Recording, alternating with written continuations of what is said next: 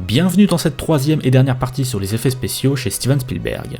Avant de commencer, j'en profite pour rendre un petit hommage au magazine Cinefex qui a arrêté sa publication il y a quelques semaines après 41 ans et 172 numéros.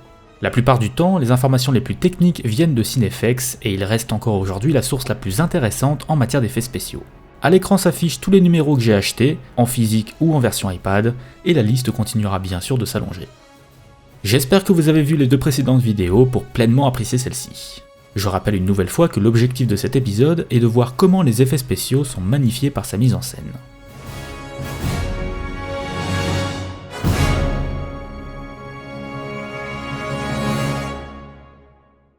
En 2011 débarque Tintin et le secret de la licorne, son premier film entièrement rendu par ordinateur.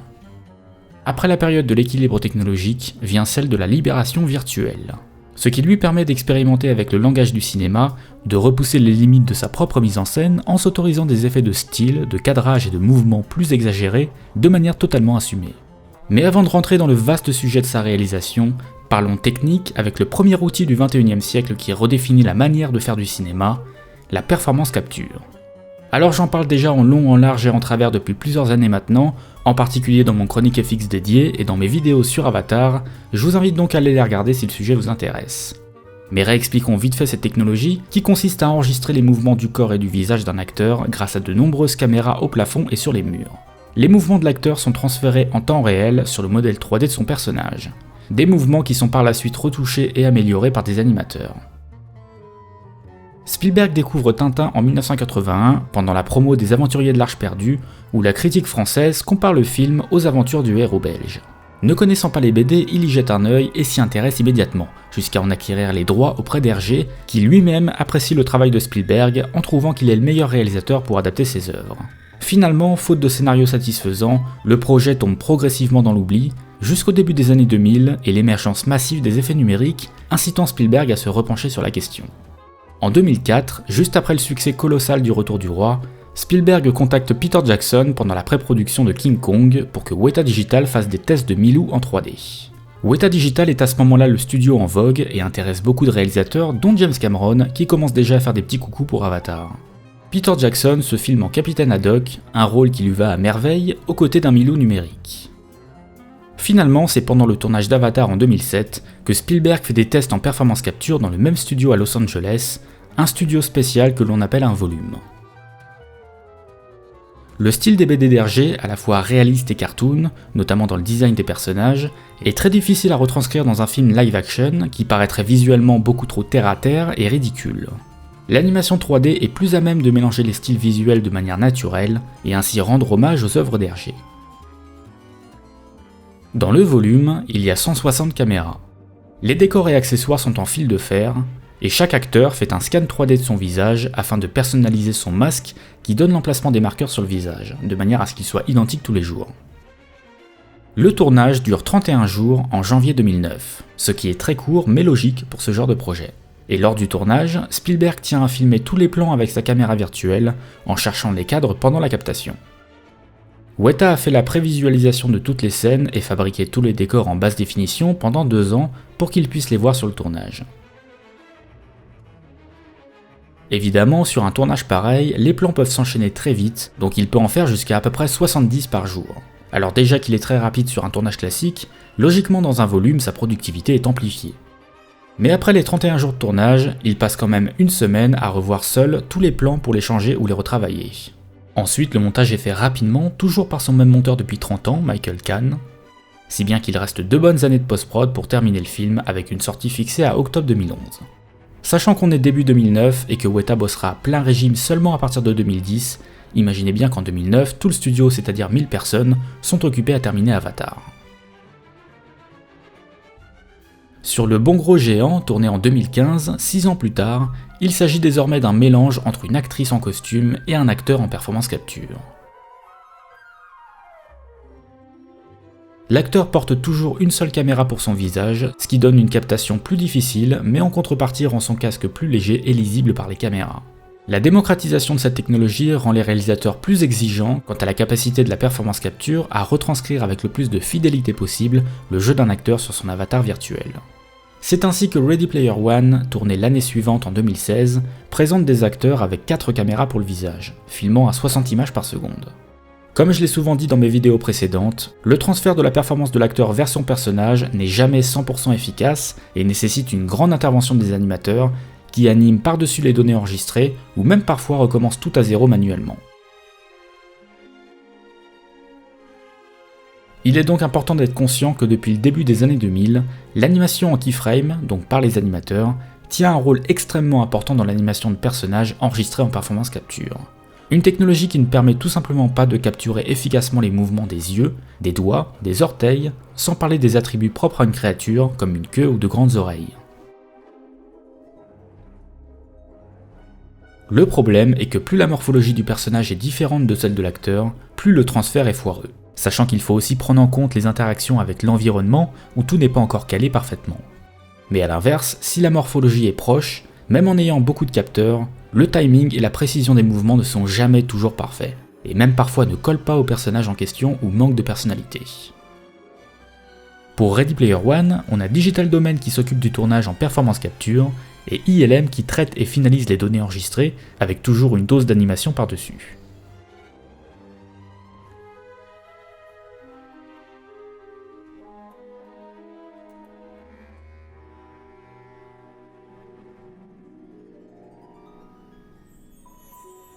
Le tournage du film commence le 27 juin 2016, d'abord dans le volume, pendant 7 semaines, pour les scènes dans l'Oasis, puis avec de vrais décors pour les parties dans le monde réel.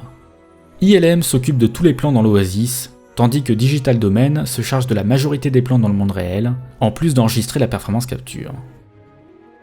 Sur ce tournage, Spielberg fait constamment des allers-retours dans la journée entre le volume, l'endroit où on enregistre la performance des acteurs, et la tente VCAM, où l'on filme les scènes avec une caméra virtuelle. Il continue après dans cette tente pendant presque 6 semaines pour filmer et affiner tous les plans dans l'Oasis. Il reste ensuite 2 ans à ILM pour finaliser plus de 900 plans. On peut retenir en particulier la séquence de course, une des premières commencées et une des dernières terminées, et l'hôtel Overlook de Shining, quasiment entièrement recréé en 3D pour l'occasion. Les sœurs jumelles sont en revanche réelles, et pour les filmer, il utilise la Simulcam, permettant de voir le personnage en 3D et la cascade de sang dans un environnement réel. Et quelle magnifique cascade de sang! Il filme donc les plans dans l'environnement réel pour établir les cadrages, mais c'est bien la version virtuelle que l'on voit dans le film. On a aussi la femme dans la salle de bain sur les premiers plans où son visage est directement repris du film original, le reste présente une doublure. Digital Domain se charge des scènes dans le monde réel sur plus de 300 plans. Tout d'abord, les décors des piles, construits en vrai, puis étendus numériquement. Des milliers de photos du décor sont prises pour tout répliquer et multiplier en 3D. D'ailleurs, sur le tournage, il n'y a pas de vitre pour éviter les reflets de la caméra et d'un environnement inexistant puisqu'il est rajouté en post-prod. La grande explosion est faite sur le tournage et permet d'avoir de bonnes réactions des acteurs et cascadeurs ainsi qu'une lumière cohérente. Elle est ensuite augmentée numériquement.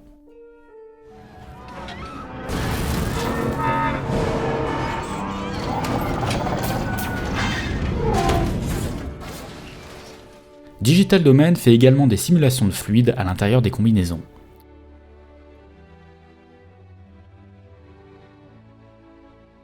Mais aussi l'hologramme de Parzival, qui est un système complexe de particules fait de lumière qui se décompose et recompose.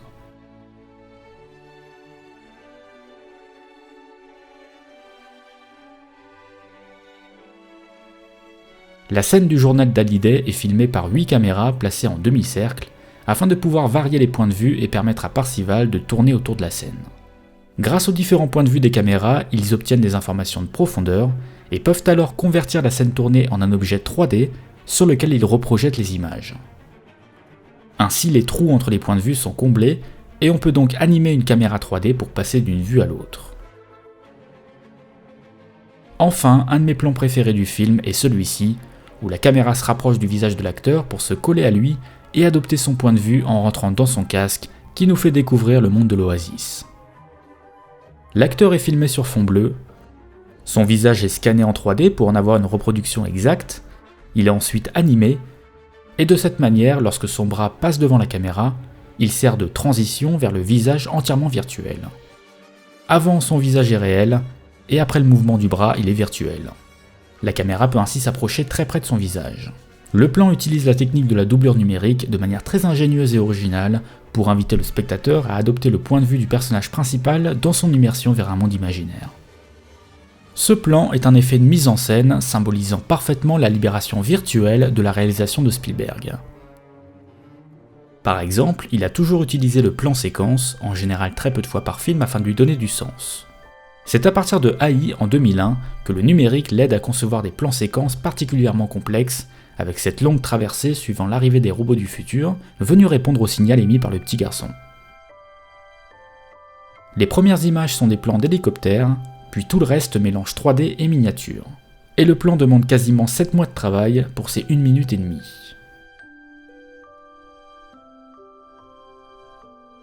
Dans Minority Report, l'année suivante, on a ce génial plan séquence zénithal d'1 minute présentant les petites araignées robots scanner les yeux des habitants d'un bâtiment.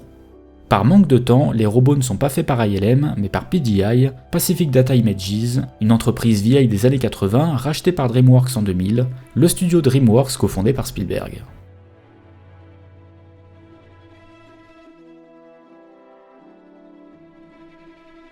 Le plan séquence de la voiture dans la guerre des mondes en 2005 marque une vraie étape dans l'utilisation du numérique chez Spielberg. Un peu comme l'a fait Robert Zemeckis dans Apparence et dans ses précédents films, avec une caméra qui se balade un peu partout en traversant les surfaces,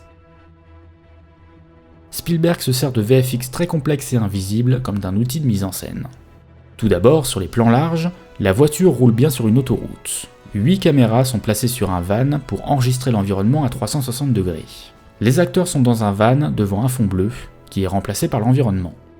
Le véhicule n'a évidemment pas de vitre pour permettre à la caméra de s'approcher très près, mais aussi pour les recréer en 3D, afin d'avoir le reflet de l'environnement 360 et non du fond bleu. L'idée est d'exprimer la panique totale des personnages et de toute la population locale, juste après que les tripodes aient détruit une partie de leur ville. La caméra est prise dans la tourmente de la situation, cherche sa place autour du véhicule, ne veut pas s'arrêter. À chaque fois que le personnage de Tom Cruise s'énerve, elle s'éloigne du van pour contextualiser sa panique avec les autres voitures. Puis elle se rapproche, et quand le frère tente de rassurer sa sœur, elle se permet d'entrer dans le véhicule pour faire abstraction de la folie extérieure, comme les personnages. Tom Cruise s'énerve à nouveau et la caméra s'éloigne, puis se rapproche,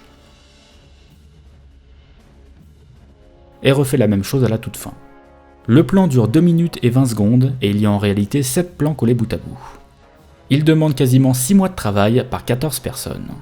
Encore une fois, la qualité technique de l'effet est reléguée au second plan car il est au service d'un propos, ce qui lui donne une efficacité qui le rend plus invisible et pourtant paradoxalement plus spectaculaire. Le fameux plan séquence dans Tintin est quasiment aussi long que celui dans La Guerre des Mondes avec 2 minutes et 30 secondes, sauf que cette fois il est entièrement virtuel. Le plan est divisé en 17 sous-plans histoire de faciliter sa gestion. Les transitions entre les sous-plans sont en général placées quand la caméra bouge très vite ou qu'elle passe devant un élément de décor au premier plan. Le bon gros géant montre un plan séquence quand les trolls géants veulent attraper la jeune fille.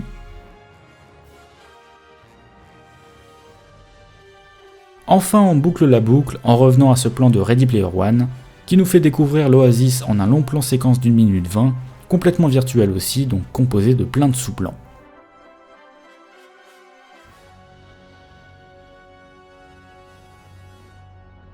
La libération virtuelle passe également par l'arrivée de la prévisualisation, ou prévise, ou animatique.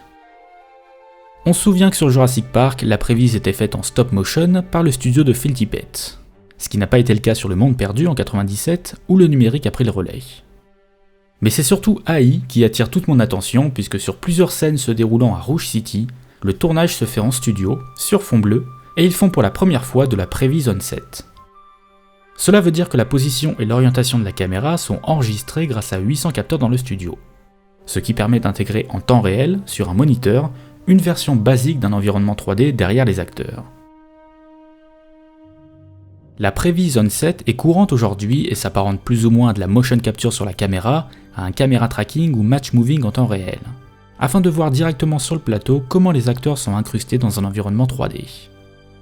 La technologie a bien évolué pour être aujourd'hui popularisée par la série The Mandalorian, qui utilise exactement le même principe sauf qu'il n'y a plus de fond vert, le résultat final s'affiche directement sur des écrans LED derrière les acteurs. Mais en 2000, il s'agit probablement d'une des toutes premières utilisations de cette technique pour le cinéma. Quelques mois plus tôt, Peter Jackson expérimentait déjà cette technologie pour faire sa prévise avant le tournage de la scène du troll de la Moria dans la communauté de l'Anneau. La prévise on-set ne veut pas forcément dire que l'environnement sera en 3D, puisque pour cette scène justement, la première rangée de bâtiments présente des grandes maquettes. Ce n'est que derrière elle que l'environnement est étendu virtuellement. Le superviseur préfère s'appuyer principalement sur des maquettes pour éviter des temps de rendu 3D interminables dus aux éclairages complexes du décor. Car comme je l'ai dit pour le bon gros géant dans la première vidéo, plus il y a de lumière dans une scène 3D, plus elle sera longue à rendre.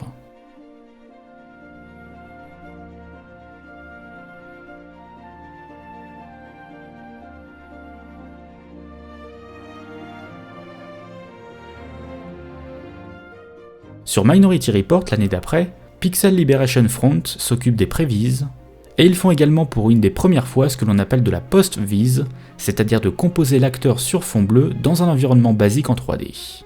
Il faut bien distinguer la prévise, réalisée en pré-production, donc sans les acteurs, la prévise on-set, réalisée en direct sur le plateau de tournage de AI, en combinant la prévise et les acteurs, et enfin la post-vise, qui combine également la prévise et les acteurs, mais en post-production, afin d'avoir une idée du résultat final et servir pour le montage en cours du film, en attendant que les effets soient terminés.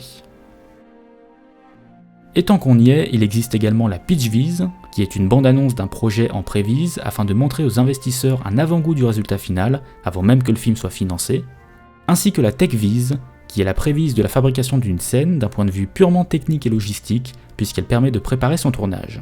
Très utile quand celui-ci est particulièrement complexe, comme pour Gravity en 2013 par exemple, qui a dû inventer une nouvelle manière de tourner. Sur la guerre des mondes, Spielberg travaille directement avec 3 infographistes du studio Alone Entertainment pour concevoir toutes les scènes à effets visuels pendant les 3 mois de pré-prod. Alone fait aussi la prévise pour Indiana Jones 4. Weta Digital s'occupe de l'intégralité de celle de Tintin. D'ailleurs, l'élaboration du long plan séquence de poursuite dont on a parlé démarre fin 2006, soit plus de 2 ans avant le tournage, pour être définitive et totalement approuvée par Spielberg en avril 2011, 6 mois avant la sortie. Enfin sur le bon gros géant et Ready Player One, c'est le très populaire studio The Third Floor qui conçoit les animatiques. Et pour le dernier film, ILM se charge aux côtés de The Third Floor et Framestore de fabriquer les décors du film à 360 degrés en basse définition afin de permettre pour la première fois à Spielberg de s'immerger dans les environnements avec un casque vert sur la tête de manière à prendre des photos pour des plans ou même changer des éléments de place. C'est toutefois Digital Domain qui supervise toute la prévise du film et se charge de tout faire fonctionner dans un moteur de rendu temps réel.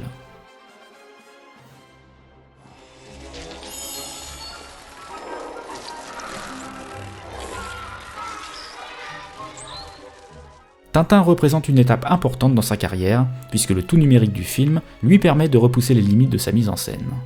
D'abord, il y a son obsession pour les reflets, qui jalonnent toute sa filmographie, et se compte par dizaines dans chacun de ses films. Certains sont même devenus cultes.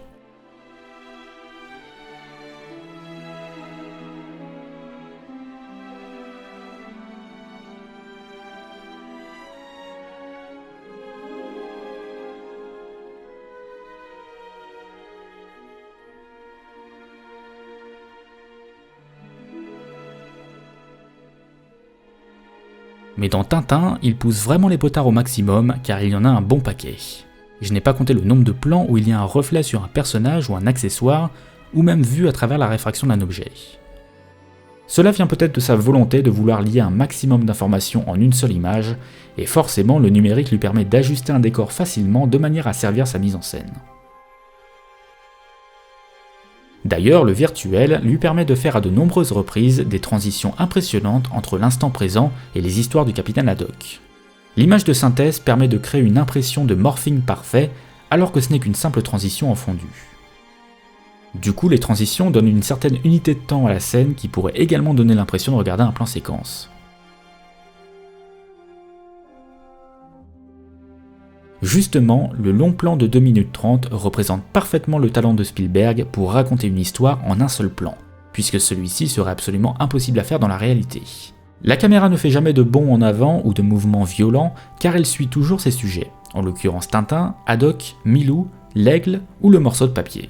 Tout est chorégraphié pour que l'action s'enchaîne de manière fluide et naturelle, de manière à donner l'impression que la caméra est toujours au bon endroit au bon moment. Même si je pense que Weta est en grande partie responsable des différents enchaînements, ce plan est quand même la manifestation d'une des plus grandes forces de Steven Spielberg en tant que réalisateur, à savoir sa gestion de ce qu'on appelle le blocking. Il a cette capacité hors du commun à présenter ses personnages dans le cadre avec dynamisme et style pour raconter son histoire sans jamais devenir brouillon et illisible. Quelques exemples que j'ai notés. Dans Sugarland Express, il fait un chant contre chant en plan fixe, mais où les acteurs se retournent à chaque fois, là où habituellement la caméra alterne entre les deux visages. Dans E.T., hormis la mère d'Elliot, on ne voit jamais le visage des adultes jusqu'à l'arrivée du personnage de Keys, de manière à renforcer leur menace. Ce plan mélange alors le travelling compensé, ou transtrave, inventé par Hitchcock sur Vertigo et souvent utilisé par Spielberg,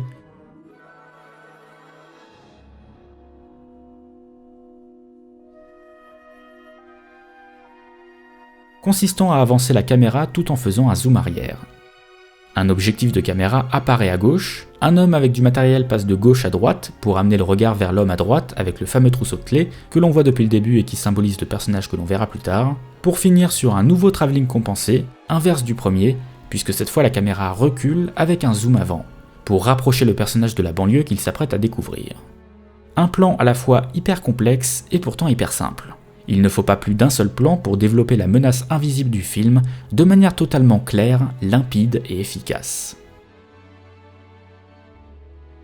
Dans Hook, quand la famille de Peter Manning rentre chez elle et découvre que les enfants ont été enlevés, les dégâts de la porte annoncent le drame, la caméra recule pour aller sur la poignée où l'on voit les griffes de l'adversaire,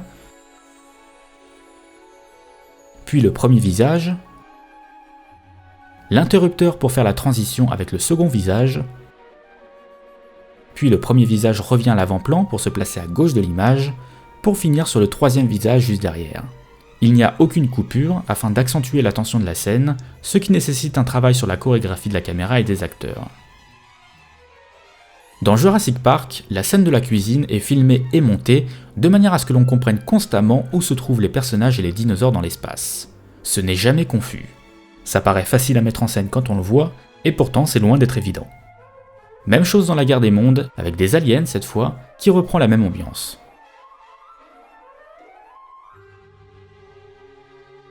La première intervention dans Minority Report est une scène d'action très dynamique avec beaucoup de plans, mais toujours compréhensible.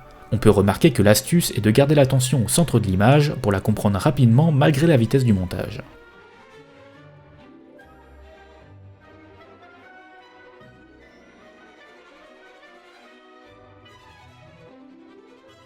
Dans Le Monde perdu, pour le deuxième plan du film, la caméra présente d'abord l'environnement en très longue focale, puis le bateau pour comprendre qu'il y a des gens présents sur l'île, la caméra fait le point sur le premier serveur, puis un second encore plus proche, 2 serveurs pour avoir une transition plus douce, j'imagine. Le second remplit une coupe de champagne, ce qui nous fait comprendre la classe sociale des individus présents, en voyant d'abord le père, puis la petite fille et la mère. En un seul plan, Spielberg nous plante tout le décor de l'intro du film avec une élégance de mise en scène qui le caractérise. Son sens de la chorégraphie nous fait logiquement penser à une danse, et il faut savoir que Spielberg a toujours rêvé de réaliser une comédie musicale, chose qui s'est concrétisée avec une nouvelle adaptation de West Side Story qui devrait normalement sortir en décembre 2021, et qui est donc particulièrement attendue par les fans du réalisateur. Tous les plans de ces films ne sont pas incroyablement sophistiqués, beaucoup sont plus classiques et tirent leur efficacité de leur simplicité aussi, mais cette capacité à visualiser l'espace de manière à véhiculer le plus d'informations possible en un seul plan nous rappelle ce qui fait l'essence même du cinéma, à savoir la communication par l'image.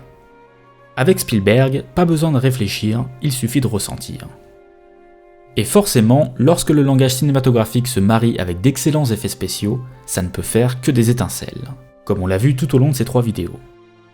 Et c'est la principale raison pour laquelle la course-poursuite dans Ready Player One est une des meilleures scènes d'action à effets visuels des années 2010. L'environnement est basé sur la ville de New York des années 80, mais il ne reprend pas des textures de la ville, tout est conceptualisé pour être construit de zéro. Là où sur d'autres films on peut avoir l'impression de voir une bouillie numérique à l'écran, ce film et cette scène se distinguent par une réalisation parfaitement maîtrisée qui sublime totalement les effets visuels. L'action n'est jamais incompréhensible ou brouillonne, mais toujours lisible, on n'est jamais perdu. La caméra est quasiment toujours à hauteur de voiture avec des plans souvent relativement longs de manière à faciliter la compréhension de l'image, où même les zooms, inhabituels chez Spielberg, ne paraissent pas ostentatoires. La caméra se balade avec dynamisme et on a toujours ce principe de transition au sein d'un même plan, comme par exemple ici, où la caméra tourne pour suivre la moto d'Artemis, une voiture derrière elle se crache, le conducteur se fait percuter, les pièces s'envolent et sont rattrapées par Percival.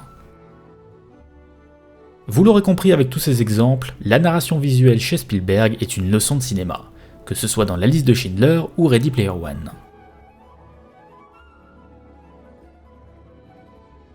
Et si vous me croyez toujours pas, voici la scène d'intro de Quantum of Solace, qui est l'antithèse absolue de tout ce que je viens de dire. J'espère que vous verrez la différence.